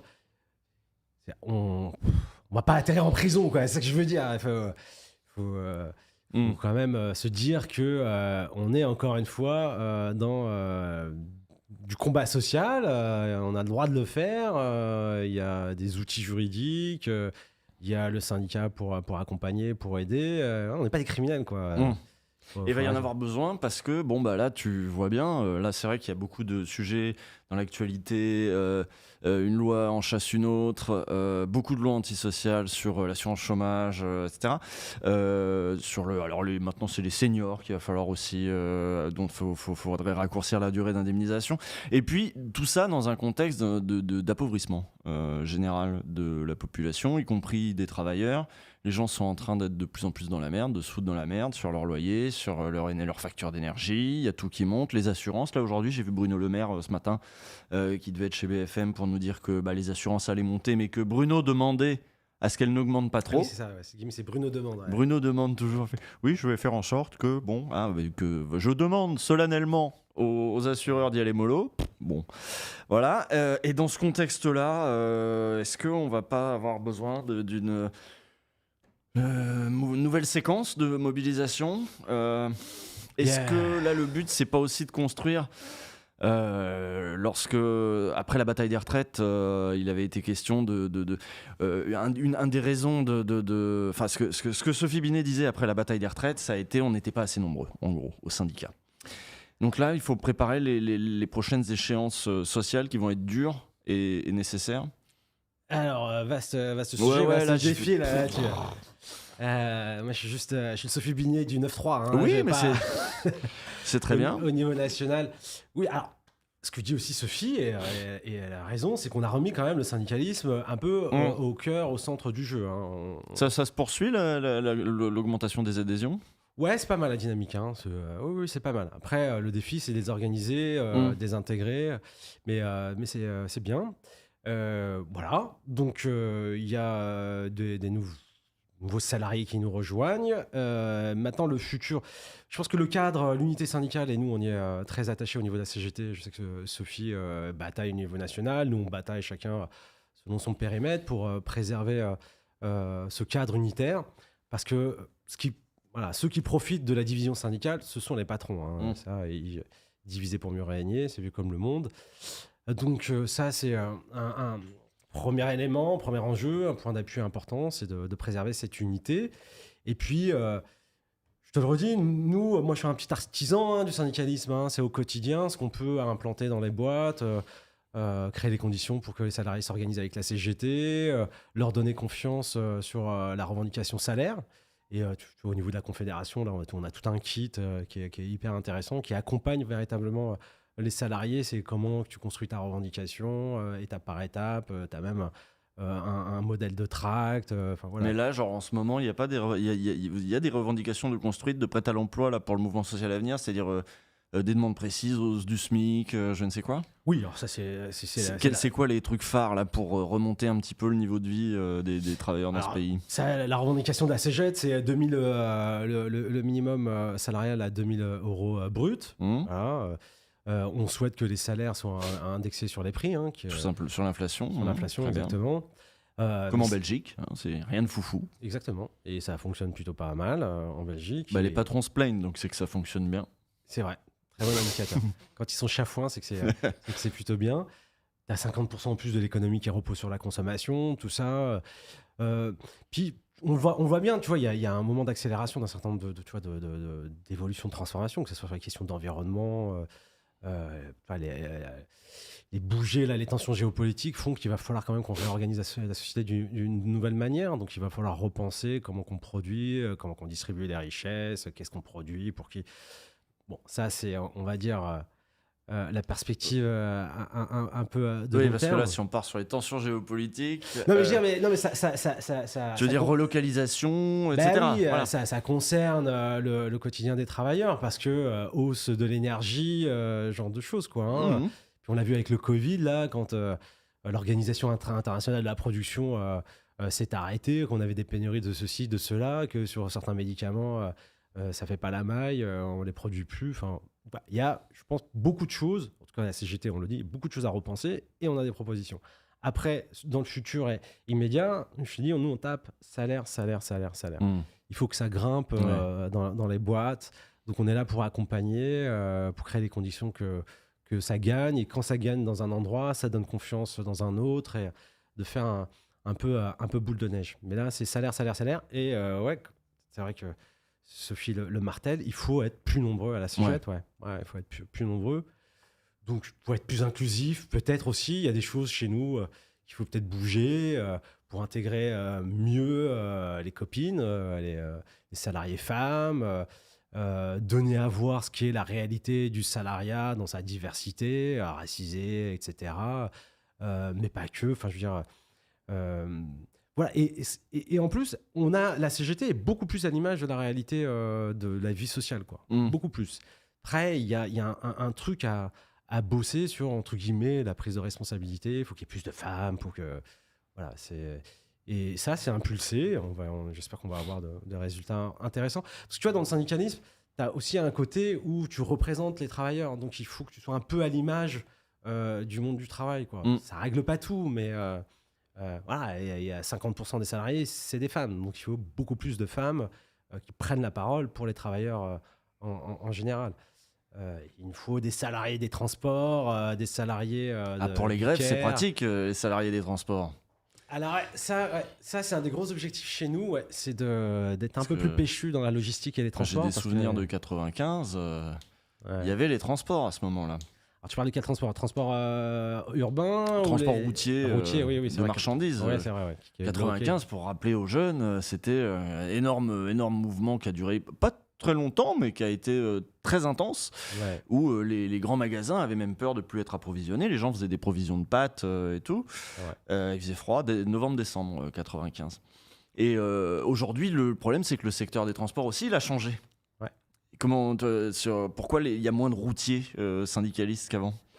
Alors, pareil, ça s'est fragmenté. Chez les routiers, je vais te dire, c'est pas là où la C'est CGT... l'Union européenne aussi. il y a des circulations. Les routiers sont pas forcément français en France. y a toute la déréglementation existante, beaucoup de petites boîtes. Mm.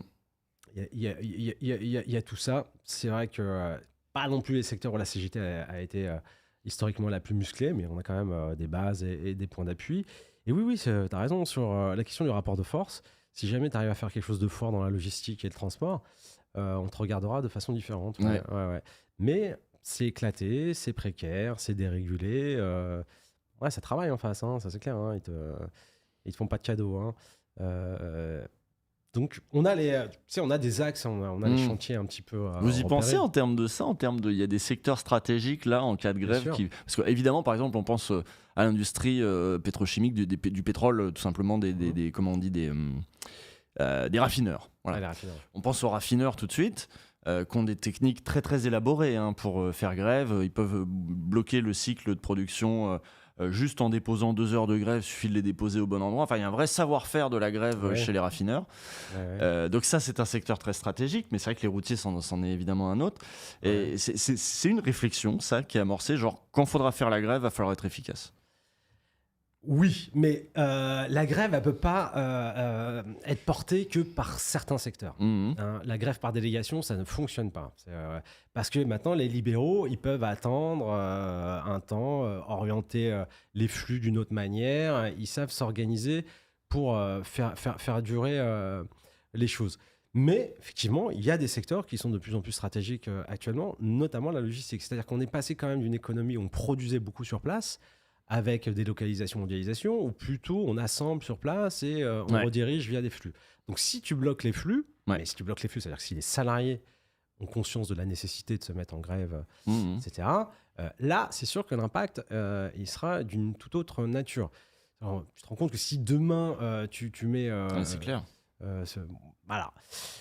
Amazon. Ah merde, on est sur Twitch, donc propriété de Jeff Bezos. Ah mince! Et oui, tu savais pas? Ah non, pas du tout. Je pensais que c'était une petite scope qui avait monté Twitch. ça. Non, propriété de Jeff Bezos. Donc, mais bon, voilà, il faudrait quand même bloquer Amazon, ce serait sympa, quoi. Ouais, puis on l'a fait dans certains endroits. Hein. Ils ont gagné sur les salaires, hein, Amazon et ventes privées, ce genre de choses. Ouais. Mais voilà, un grand mouvement d'ampleur. Tu as besoin de préparer l'implantation syndicale. Et puis tu as aussi un contexte, entre guillemets, de conscientisation politique, quoi. Il faut... Nous, on peut faire beaucoup la CGT, hein, mais voilà, va falloir articuler avec d'autres forces, faire rassembler large. On est un syndicalisme à vocation majoritaire. Encore une fois, il faut avoir une masse. Donc, qu'est-ce que tu appelles à vocation? Parce qu'il y en a qui ne sont pas à vocation majoritaire. Il y en a qui sont syndicalisme, là, de notre petite corpo, de je sais pas quoi. Tu peux avoir ça, des choses un peu plus corpo. Non, mais tu peux avoir, tu sais, dans les mouvements, entre guillemets radicaux, ça a aussi son utilité parce que ça veut faire bouger des idées dans les têtes. Oui, il faut des marges qui font réfléchir le centre. Oui. Et on peut dire ça comme ça. Et voilà. vous voulez être le centre. Nous, on veut être une organisation de masse, vraiment, qui met en mouvement un maximum de travailleurs pour gagner sur les revendications. Voilà. Mais ce qui ne veut pas dire qu'on ne discute pas avec les marges, les franges. Mais voilà, sans la masse, c'est assez délicat. L'avant-garde éclairée, ça fonctionne moyennement, quoi. Ça fonctionne moyennement. Ça peut avoir son utilité, parce que de temps en temps, il y a peut-être des choses à défricher. C'est peut-être un peu abscon ce que je raconte, là, l'avant-garde éclairée. Mais ouais. Non, mais oui, il y a quelqu'un qui parle de syndicalisme révolutionnaire. Bon, c'est quand même dans l'histoire de la CGT aussi, cette perspective de la grève générale révolutionnaire. Ouais. C'est dans l'histoire, mais bon, c'est une perspective, on va dire. On est pour la transformation sociale. Oui. Voilà, on le dit comme ça. Prise en main de l'appareil de production par les travailleurs. On est pour que ça soit plus le capital qui dirige. Et ça prendra pas les formes passées. Ça, c'est un truc à inventer. Mais le capital hors de nos vies. C'est à nous de décider pourquoi, comment on produit. Voilà, parce on voit bien sur la question environnementale, si tu laisses le capital continuer à décider... oui. Il va tout fracasser, quoi. Voilà. Donc, c'est le premier sujet. Et donc, on dit de transformation sociale. Après, tu crées les conditions. Et puis après, si ça fonctionne, tant mieux. Après, voilà, il y a des fenêtres de tir historiques, il y a des périodes où on peut être à l'offensive, et puis il y a des périodes où là, comme en ce moment, on est plutôt on joue en défense, quand même. Ouais. Il y a quelqu'un dans le chat tout à l'heure qui demandait bon, c'est quoi la prochaine bataille offensive? Parce que là, on dit oui, les salaires, évidemment les salaires, parce que les niveaux de vie, là, ça commence à devenir extrêmement inquiétant. Il y a une paupérisation de couches entières de la population. Mais ça se construit comment une bataille offensive? Autour d'un mot d'ordre, autour d'une. Ça vient pas d'en haut, et on n'a pas, enfin, on le dit assez souvent. C'est pas t'appuies sur un bouton et le ça fameux s'engage. bouton. Le fameux bouton. Le gros bouton de la grève générale. On voulait s'en faire un là pour le stream, un gros bouton de la grève générale. Le gros bouton rouge qui est dans le bureau à Sophie et qu'on a. Qui est un peu. Mais donc, oui, mais s'il n'y a pas de gros bouton rouge, mais c'est pas du. Faut attendre que ça émerge dans la société, comme les Gilets jaunes avaient émergé, et puis là, faut être là. Faut créer les conditions. Encore une fois, faut implanter le syndicat dans un maximum de boîtes. Faut militer. Faut travailler l'unité syndicale, le rassemblement des salariés. Faut créer des ponts avec les collectifs militants qui combattent. Faut valoriser les victoires. Sur le féminisme, on a gagné quand même ces dernières années. Il y a quand même des choses c'est une révolution quand même le féminisme et on peut pas dire qui n'est pas venu du bouton rouge là-haut, au contraire, non. Non, tu vois, qui part. Truc qui travaille la société. Exactement. Avec des femmes qui prennent en main le combat, certaines choses qui paraissaient radicales, qui le semblent moins maintenant, et on continue à avancer là-dessus. Donc c'est quand même des choses et sociales et sociétales. Donc il y a quand même des choses qui avancent bien et des victoires. Sur la grande bataille qui va mettre à bas le système capitaliste, camarades, j'ai pas l'agenda. J'ai pas l'agenda. Mais personne avant 68 n'avait prévu 68, avant 36. Voilà, nous, notre métier, c'est pas voyante. C'est construire pas à pas, implanter le syndicat, gagner des choses au quotidien, faire bouger les consciences, politiser à notre manière les salariés, et je te dis valoriser tout ce qu'on arrive à faire parce qu'on en fait beaucoup, tu vois. Oui, il y a cette image de quand on écoute les grands médias, quand on écoute, je sais pas, Nathalie Saint-Cric par exemple, je sais pas si tu connais ce qu'elle raconte à chaque fois qu'elle parle de la CGT. C'est la CGT, c'est le blocage, c'est des révolutionnaires, ils veulent tout bloquer, ils veulent le chaos en gros, sans voir que en fait la CGT, comme beaucoup d'autres syndicats, toute l'année travaille aussi à faire des accords et signe des accords, et que c'est pas juste là on a parlé un peu de blocage parce que parce qu'on est chez Usul. Voilà, non, on est chez vous et moi il y a le chat aussi qui me dit oui, bataille offensive, oui, très bien, parlons-en et construisons la grève générale prochaine. Mais déjà, dans les entreprises, toute l'année, la CGT, comme les autres syndicats, signe des accords aussi et travaille aussi à des augmentations concrètes, à des changements concrets de conditions de travail aussi. C'est ça. De toute façon, un syndicaliste, il est le porte-voix des travailleurs. Donc, il arrive avec un cahier revendicatif qui a été construit par les salariés. Il va en négociation, il redescend, ça va pas. Est-ce qu'on continue pour bouger? Et puis, in fine, voilà, quand les salariés décident de façon démocratique, s'il faut signer, on signe. Bien évidemment, on nous caricature. De toute façon, Nathalie Saint-Cric, elle a sa carte au MEDEF, si ça existe. Elle est pas trop elle est de l'autre côté de la barricade, mais voilà, ça existe. Le problème en ce moment dans les médias, c'est le pluralisme. Qu'il y ait des gens qui n'aiment pas la CGT, bon, ça a toujours existé, et puis tant mieux. Non, mais c'est l'opposition, c'est toujours, dans les grands médias, c'est toujours la CFDT, on peut discuter, c'est un syndicat. D'ailleurs, ils étaient perdus pendant le mouvement des retraites. Parce que mais je comprends pas la CFDT qui signe un peu comme quand le PS retrouve dans la NUPES avec Mélenchon, quoi. Ils sont là, je comprends pas, c'était nos alliés d'habitude, et puis là ils sont avec les rouges, c'est bizarre.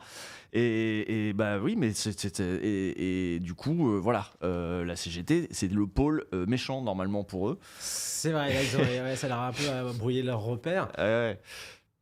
Quand il y a des choses qui évoluent, il y a aussi l'idée, une certaine conception du syndicalisme qui était que dans la négociation, de façon raisonnable, c'est pas le bon terme, mais en tout cas dans la négociation, on pouvait obtenir un certain nombre de choses. Là, on y arrive au bout quand même. Il n'y a pas trop de choses que tu obtiens autour d'une tasse de thé avec un taulier, quoi. Puis la CFDT, il y a des endroits où c'est quand même assez combatif. Tu sais, les réalités de terrain, elles sont quand même loin parfois d'un certain nombre de caricatures. Faire attention aussi, tu vois, ce type de discours, il y a les gentils et les méchants. Je te disais, le discours, Oui, ça, bien sûr. celui de la bourgeoisie. Oui, hein. oui, bien sûr. Parce que c'est ce que je te disais, ils souhaitent diviser les travailleurs, les syndicats, enfoncer des coins. Ils donnent des bons points aux uns, ils tapent sur les autres. Ouais, voilà. Donc, bon, c'est... Ouais. Je voudrais qu'on termine sur... parce que là, on va pas tarder à terminer d'ici 10 minutes. Ah, c'est vrai que c'est pas... Je voudrais qu'on termine sur que tu nous racontes ce que tu as organisé, parce que là on a parlé d'organisation concrète dans les boîtes et tout, et puis parfois il y a des actions plus spectaculaires. Ce que tu as aidé à organiser, ou ce que tu as organisé d'ailleurs au Stade de France. Oui. Est-ce qu'on peut resituer le moment? C'est le moment casserolade. Oui. C'est le moment post-réforme des retraites, post-49.3 il me semble. C'est ça. Voilà. Et on se met à interdire plein de trucs, à interdire des dispositifs sonores portatifs. C'est cette ambiance-là où les ministres de Macron peuvent pas faire un déplacement sans que ça casserole de partout. Et toi, tu as organisé une action au Stade de France. Tu peux nous raconter? Je pense que les gens s'en souviennent peut-être. Oui. Alors, tu me fais penser à un truc, Julie. Sinon, Oui. Louise et Zoé vont m'en vouloir. Parmi les choses qu'on organise le 21, le 21 décembre à Bobigny, bourse départementale du travail, 18h, on a un meeting parce que les copines, elles bataillent sur le terrain pour gagner un plan de rattrapage, un plan d'urgence pour l'éducation nationale dans le 93. Voilà, on a un département qui est sinistré à ce niveau-là. C'est pas génial. On subit une vraie rupture d'égalité républicaine. C'est pas d'uniforme ou de service, je ne sais quoi, universel dont on a besoin. C'est des profs, c'est des psys, c'est des infirmières scolaires. Des assistantes sociales. Exactement. Des investissements dans le bâti. On a une jeunesse qui est géniale, qui bosse, qui a envie d'apprendre. Et malheureusement, des fois, elle se retrouve sans prof. Donc, les camarades, ils bataillent. Mais dites-vous que sur toute une scolarité, ça peut représenter un nombre d'heures incalculable. Un an, Quasiment un an, voilà. Donc, vous imaginez, vous arrivez au brevet. Vous avez eu quasi un an de cours de moins que les autres, si vous avez été dans un département mieux pourvu. Donc oui, c'est une vraie rupture d'égalité, surtout au moment où Gabriel Attal annonce que le brevet va être indispensable maintenant à l'entrée au lycée. Qui amuse la galerie avec ses histoires d'uniformes. Donc 20 décembre, t'as dit ? J'ai dit 20, non, c'est 21. 21 décembre. 21 à Bobigny, bourse départementale du travail. Voilà, meeting avec Sophie Binet, avec Benoît Test de la FSU et Simon Dutheil de Solidaire. C'est une intersyndicale. Il y a même la CNT dans l'intersyndicale.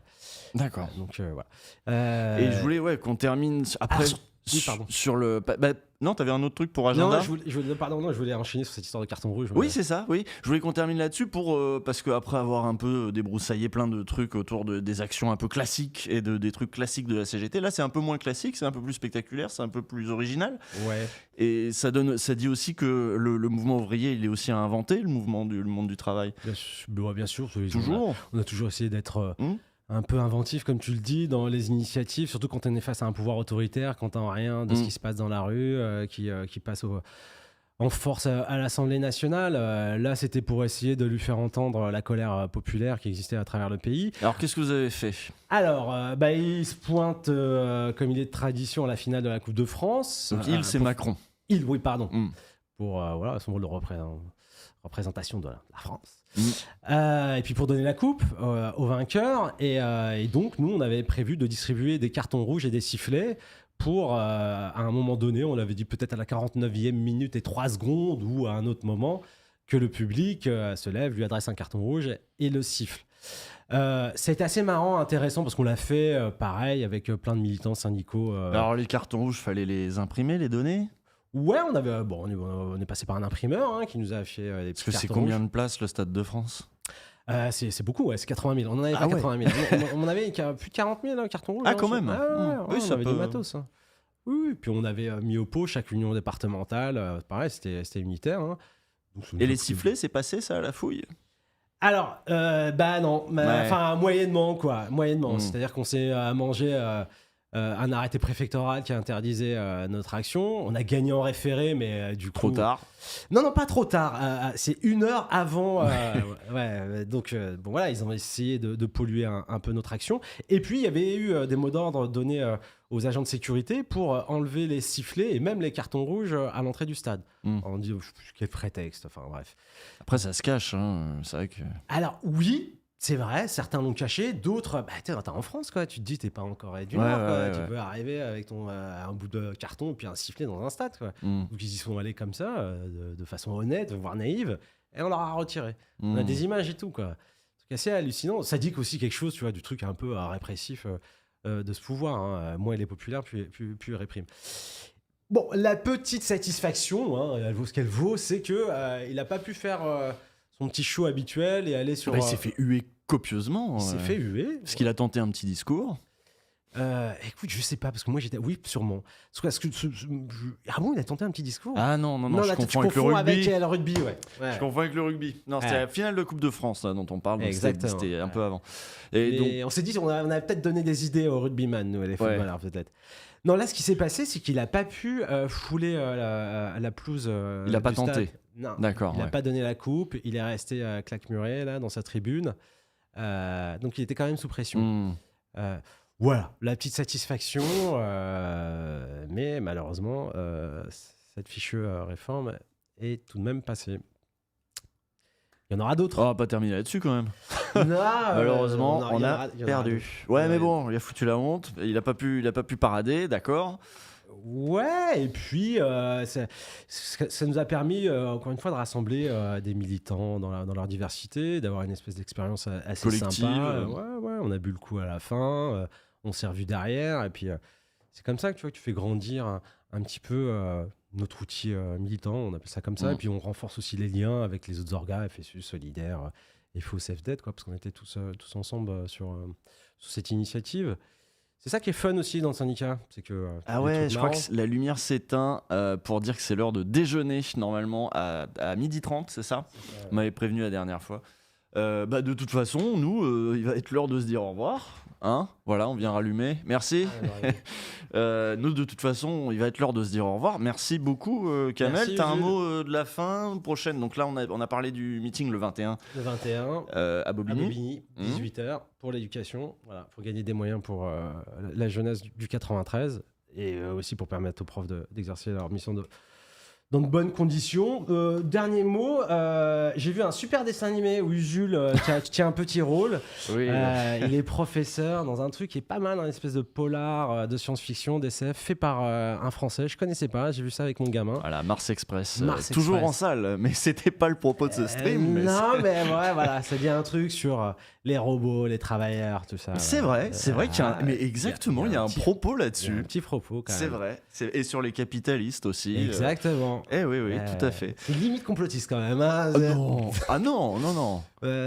Sur les capitalistes à la fin là qui se réunissent, qui ont mis en place un. Bon, C'est vrai, ouais, on déflore pourra en pas. parler, on pourra en parler, ouais. Ça sera Bon. un autre débat. Allez, c'était pas, je voulais pas du tout qu'on termine là-dessus. Merci beaucoup. Merci à On toi. va de toute façon, nous on se retrouvera d'ici un mois. Je sais pas si dans 2 semaines il y a une autre émission avec Artoise.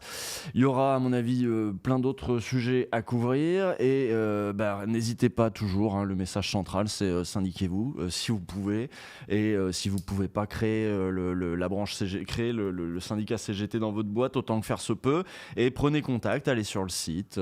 Voilà, hein, c'est toujours ça le message central. C'est ça. C'est aussi simple que ça. Voilà, que vous soyez en Seine-Saint-Denis ou ailleurs. Et puis d'ailleurs, si vous êtes prof, et particulièrement prof en Seine-Saint-Denis, au moins vous avez un point de repère précis avec ce meeting de Bobigny.